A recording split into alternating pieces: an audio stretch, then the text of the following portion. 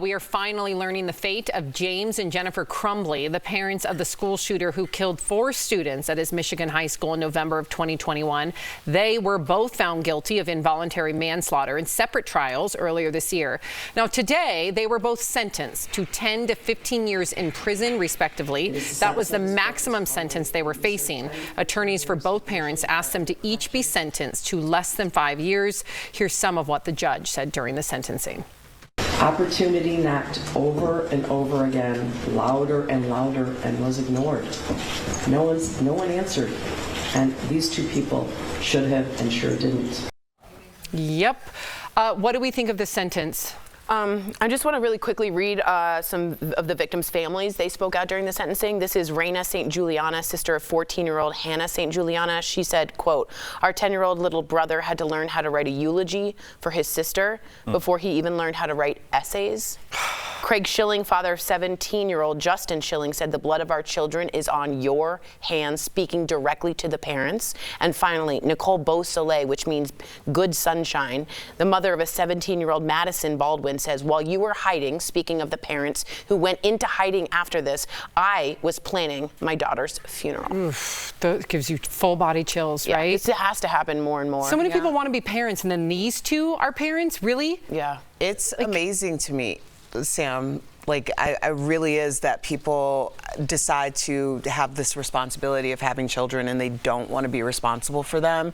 It also is super strange to me that if your child threw a party at your home and someone got into an accident from drinking and driving, you would be held responsible.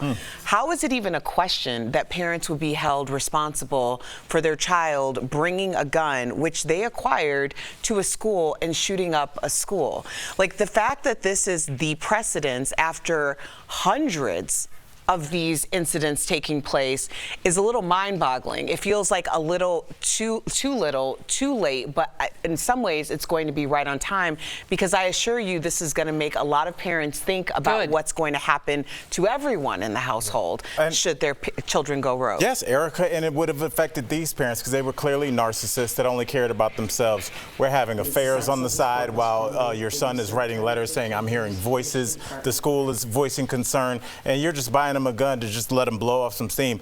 These kind of people only think about themselves. They seem that way. There was no regrets during the trial. No remorse. No remorse at all, Tor. And so I'm saying, in a weird, horrible way, this law is best to affect those kinds of people, because you would be thinking about the outside world. These people have none of those concerns, so this will affect them. So I think we'll see some changes. Yeah, I wish it was higher, to be honest. I'm pretty harsh when it comes to things like this. I think the shooter should be put to death. I don't care about their mental state or what they're going through. That should have been the parents' job to get them help. And the parents, it seems harsh, but maybe a longer sentence, if not death themselves, or let them know while they're sitting in prison that their son is going to die because of your actions. I would have set a precedent here, like Erica said. We're not going to change our gun laws. You didn't say that, but we're not going to change our gun laws. Let's change the precedents we set. Now when people are school shooters, maybe come down on it a little harder. Maybe when your parents are sending you LOL, when you have a gun at school and you say, just don't let them find it, LOL, 25 to life. Agreed. No arguments here. None.